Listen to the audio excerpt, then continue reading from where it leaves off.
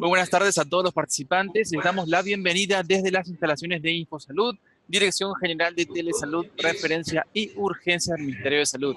Empezaremos la telecapacitación programada para el día de hoy, lunes 4 de marzo, a cargo del equipo del Instituto Nacional de Salud del Niño del Ministerio de Salud.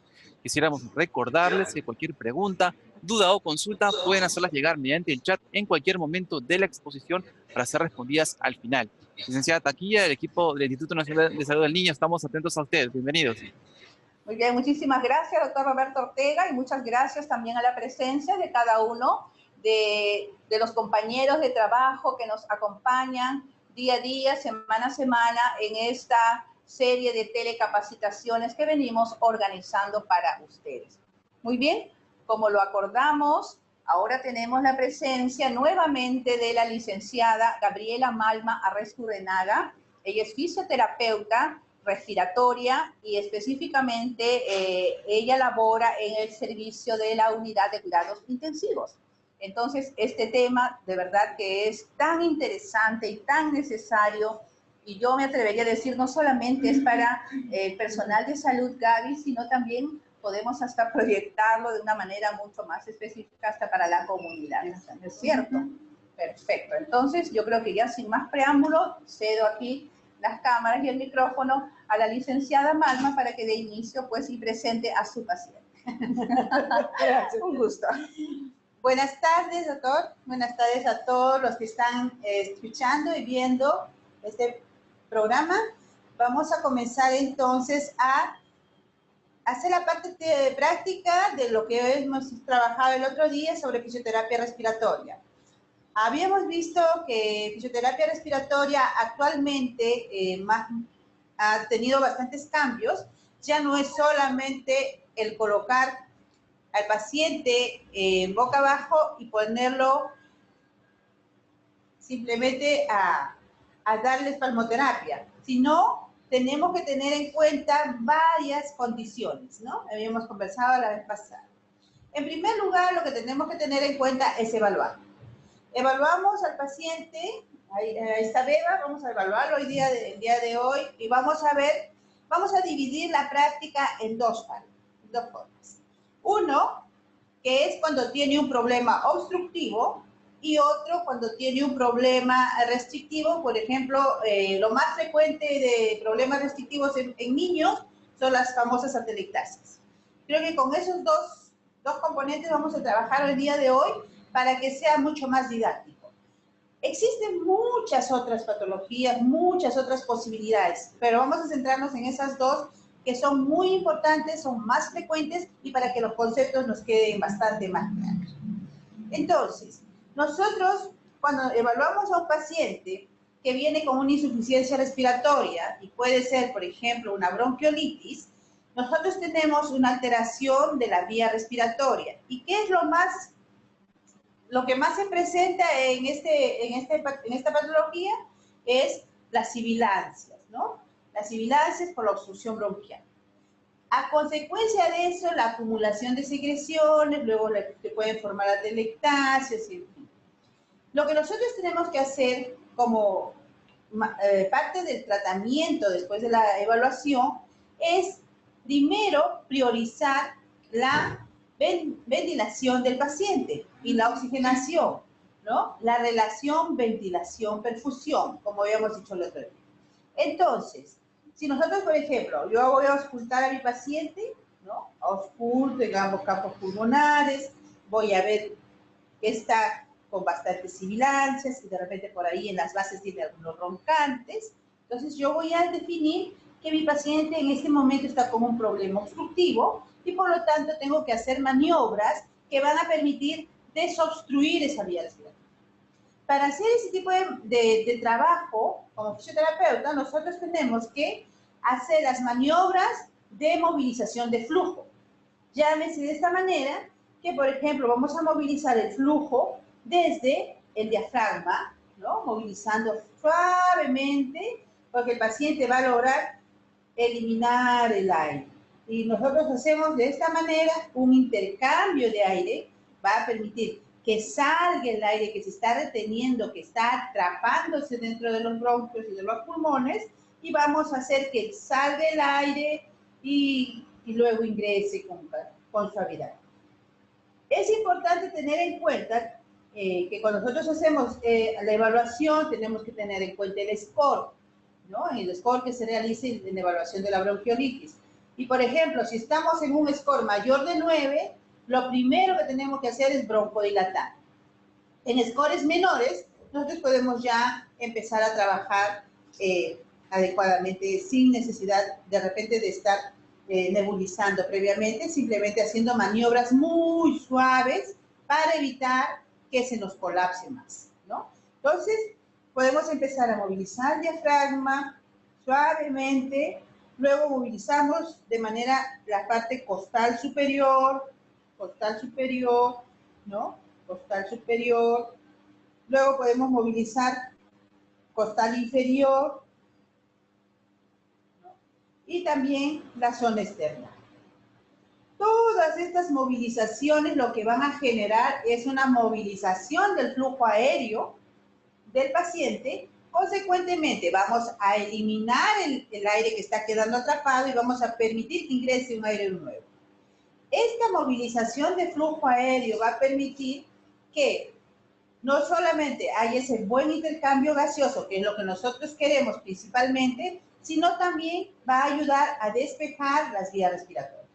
Entonces, consecuentemente, va a empezar a eliminar las secreciones, se van a empezar a movilizar las secreciones de las vías periféricas hacia las vías centrales, que es lo que nosotros buscamos, ¿no? Porque ya una vez que las secreciones lleguen a las vías centrales, el paciente fácilmente va a toser, ¿no? O nosotros podemos provocar un pequeño reflejo toxígeno y el paciente va a eliminar las secreciones.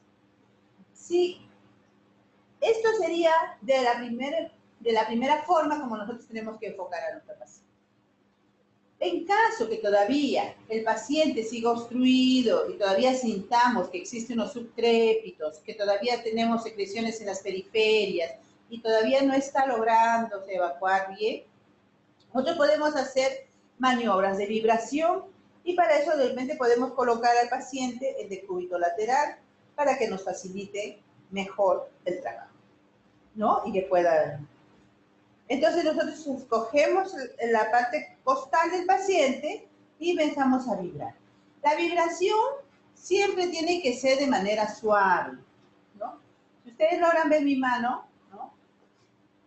Yo vibro y en niños pequeños nosotros tenemos que vibrar suavemente hasta con los dedos. No se hace la vibración con la palma del talón, ¿ya? Esto no, porque esto duele y puede generar fastidio en el paciente, puede generar molestia, llanto, mucha irritabilidad y entonces el paciente se va a sentir muy ansioso, puede colapsarse más. Y otra cosa, que nosotros como fisioterapeutas nos podemos dañar las manos. Entonces, la vibración se hace con toda la mano, ¿no? Entonces, eso a medida que uno va trabajando, nosotros vamos trabajando, vamos adquiriendo práctica y podemos hacer la vibración de esa manera.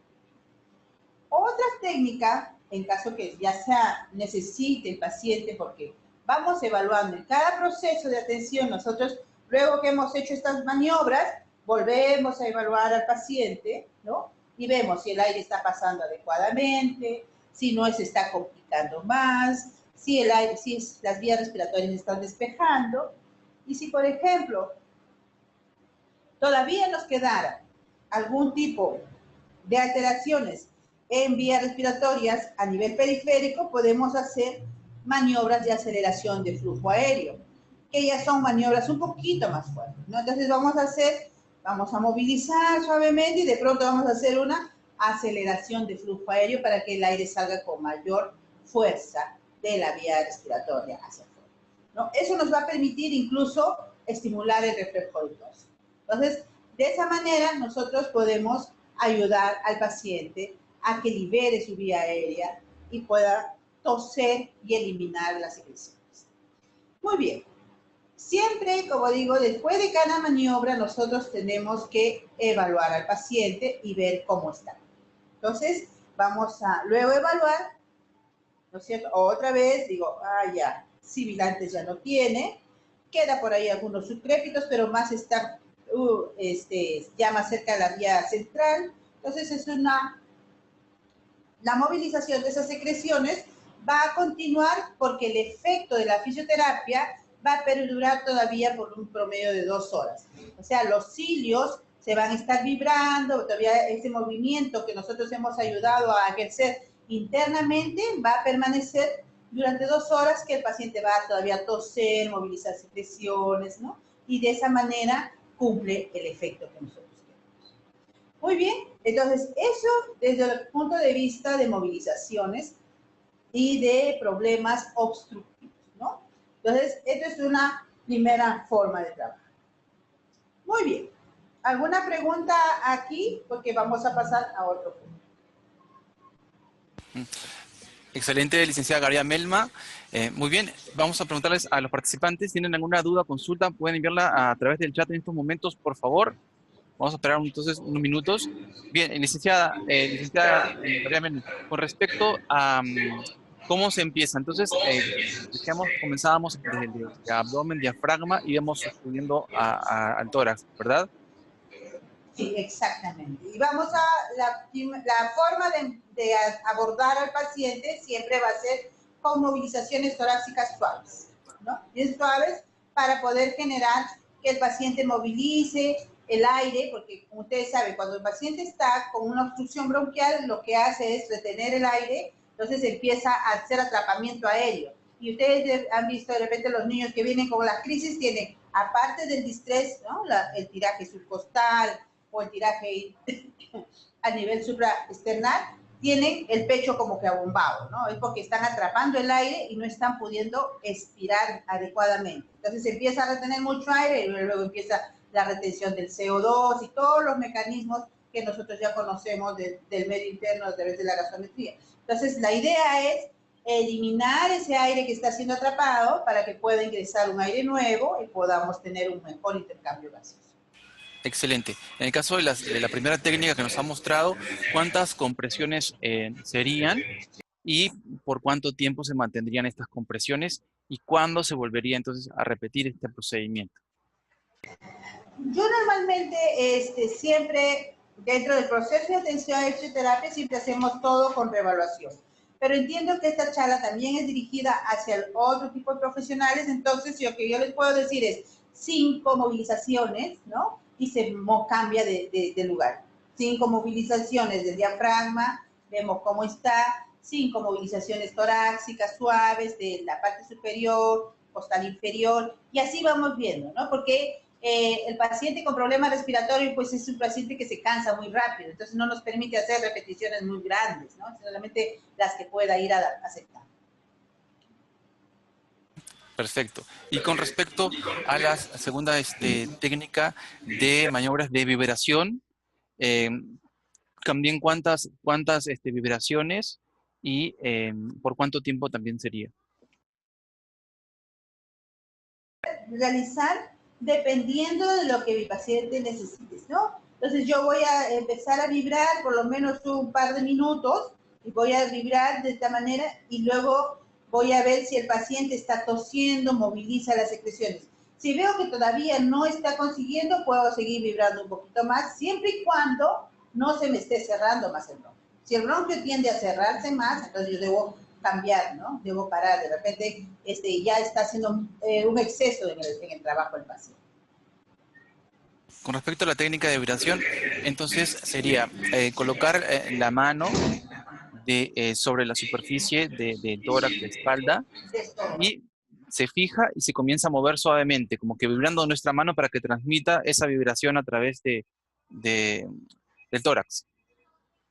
A través de las manos hacia el tórax, ¿no? La idea es que la vibración ayude a disminuir la viscosidad de las secreciones, si bien es cierto que se logra ese proceso en el tiempo, ¿no? En el tiempo se logra movilizar. Siempre se indican entonces en caso de que haya dificultad. En un paciente que está con diagnóstico de obstrucción, bronquiolitis, ¿puede que se indiquen de forma horario? Sí, puede ser después de las nebulizaciones o 2 veces al día por lo menos. Excelente. Este tipo de técnicas que ayudan a desobstruir la vía aérea, ¿también se les explican a los papás, a los padres de familia? Sí, sobre todo los papis se les indica para las vibraciones. Y lo más importante es que no sigan haciendo la técnica del capotaje, porque ya se ha demostrado científicamente con muchos artículos que el capotaje, que antiguamente se mandaba así como que a diestra y siniestra, provoca más broncoespasmo. Entonces, hay que evitar el capotaje en pacientes con bronquiolitis, ¿no? Eso es una de las cosas que tenemos que tener bien claro. Excelente, licenciada Gabriela Malma. Entonces, no tenemos preguntas en el chat, pasamos a la siguiente demostración. ¿Está bien?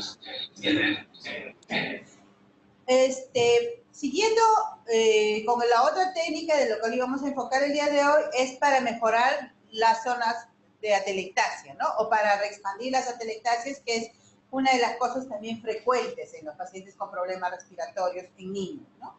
Entonces, por ejemplo, si yo tengo, ya evalúo, veo la placa radiográfica y hago todo el proceso previo de evaluación y veo que tengo una atelectasia, pongamos, en el lóbulo inferior, en la base izquierda, en la zona posterior, yo debo poner a mi paciente de cúbito lateral, la zona de la atelectasia arriba, ¿no? O sea, encima, no pegada a la camilla, sino tiene que ser hacia arriba, y voy a permitir de esa manera colocar las piernitas del paciente adecuadamente para que me dé un suficiente espacio para poder yo trabajar y hacer mis maniobras de reexpansión pulmonar, ¿no?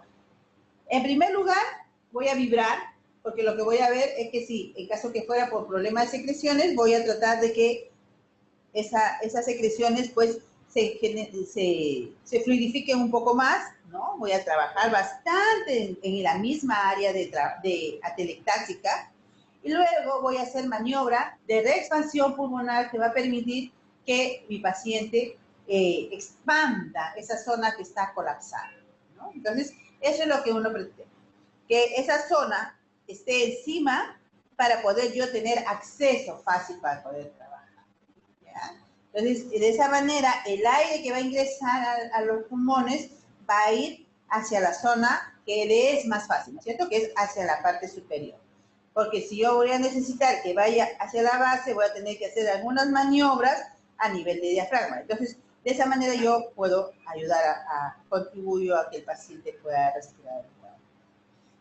Si el paciente, si es un niño mayor de 4 años, 5 años y me puede ayudar, porque a niños menores de 5 años es un poco difícil que te ayude con la respiración, ¿no? Entonces yo le puedo decir, toma aire, bota aire. Los niños generalmente, ellos tienen una respiración mucho más rápida, además cuando están enfermitos están mucho más irritables.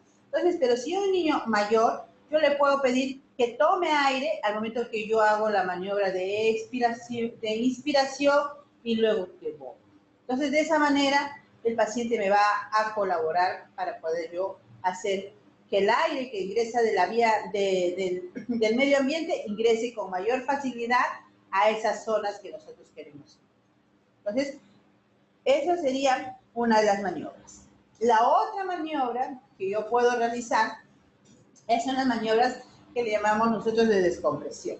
¿Qué significa? Yo voy a comprimir unos 2 ciclos respiratorios y luego en el tercer ciclo respiratorio, cuando toma aire el paciente, yo voy a descomprimir, ¿no? Voy a hacer una maniobra que generando presión interna, que voy a hacer para descomprimir. De esa manera genero cambios de presión interno dentro de la vía respiratoria y que me va a permitir que ingrese el aire con mayor facilidad y permita de esa manera abrir y expandir esa zona que está atendiendo.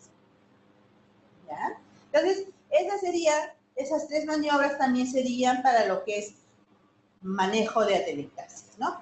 Si la atelectasia lo tenemos en el ápice, definitivamente pongamos en el ápice derecha, que es donde generalmente es más común encontrar en bebés pequeños, pues al paciente lo coloco sobre el lado izquierdo y voy a trabajar específicamente en el área en la que está atelectasiando, ¿no? Primero las vibraciones, luego las maniobras de expansión, y para eso me ayudo con movilizaciones pues, de la cintura escapular, puedo trabajar maniobras de descompresión, ¿no? Entonces, son maniobras que uno va haciendo y en cada proceso como le digo, desde el proceso de atención en fisioterapia nosotros evaluamos, hacemos el procedimiento y luego reevaluamos para ver cómo está yendo esta maniobra y cómo está yendo este proceso de recuperación. Muy bien. ¿Alguna pregunta para esto? Sí, de todos modos, la importancia entonces, la posición entonces que tiene que tener el niño, era entonces estas compresiones, maniobra de descompresión, ¿con qué fuerza se realizan? Es rápido, de un segundo y se descomprime? ¿Cuántas veces hay que hacerlo? ¿Por cuánto tiempo?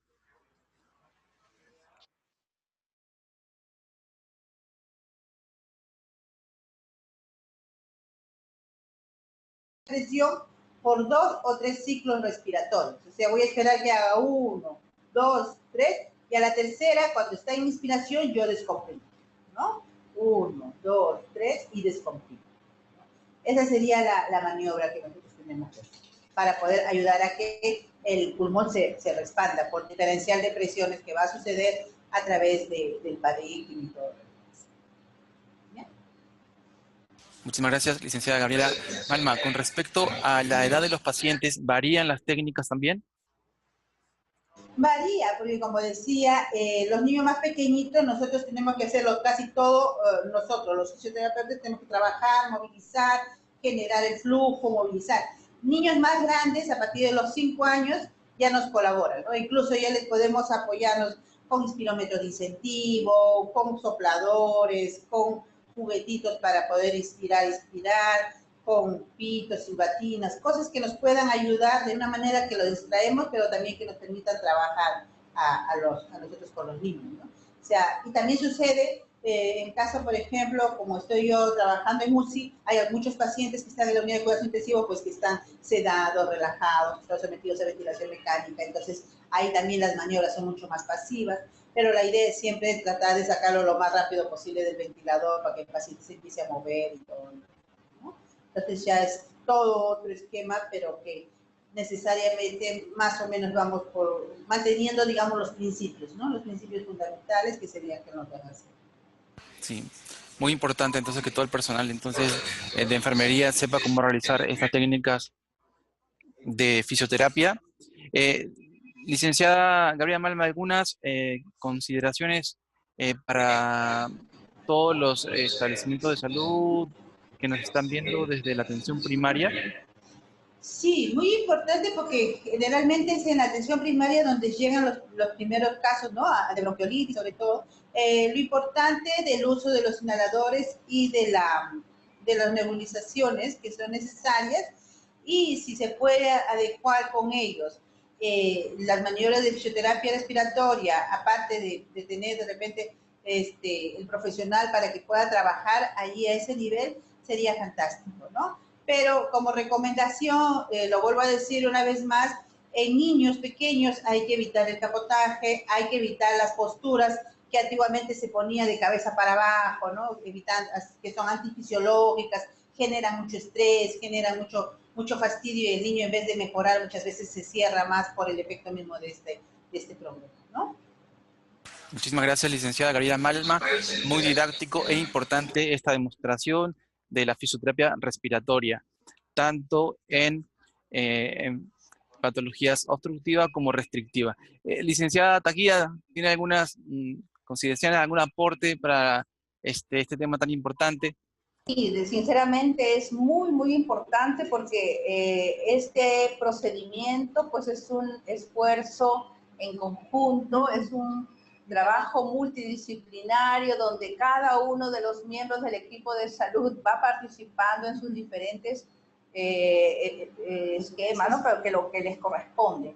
Lo que sí recordaba mucho Gaby, trabajamos con los fisioterapeutas, pues inmediatamente nuestros niños son sometidos a una nebulización, ¿verdad? A continuación, se tendría que abordar, ¿no? Algún tipo de estas maniobras, claro, ¿verdad? A veces sí, si por ejemplo, coordinación generalmente con el personal de enfermería, decimos, le toca la nebulización, ya, nebulízalo y yo lo voy a trabajar después. Entonces, y en ese diálogo permanente, el trabajo en equipo hace que el paciente salga mucho más rápido. Y sale más rápido, así es.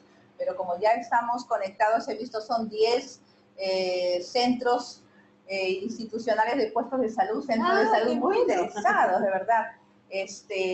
Claro, la intervención va a ser de ellos específicamente, obvio no, ellos no cuentan con un especialista como tú, Claro. La riqueza que tenemos en los institutos, pero con tus enseñanzas, y de repente sea necesario repetir, reiterar esto más adelante, lo podemos hacer. Claro. Tengan la confianza que nuestro gran deseo es de que todo el personal de salud de las diferentes instituciones a nivel del país pues tengan estos conocimientos y también puedan aplicarlos tanto y tan igual como lo que estemos aplicándolo en el instituto. Así es, doctor Roberto. Excelente, les felicito, y a todos los participantes también que no han participado el día de hoy. Qué bueno que van entonces a repetir este taller demostrativo de fisioterapia respiratoria.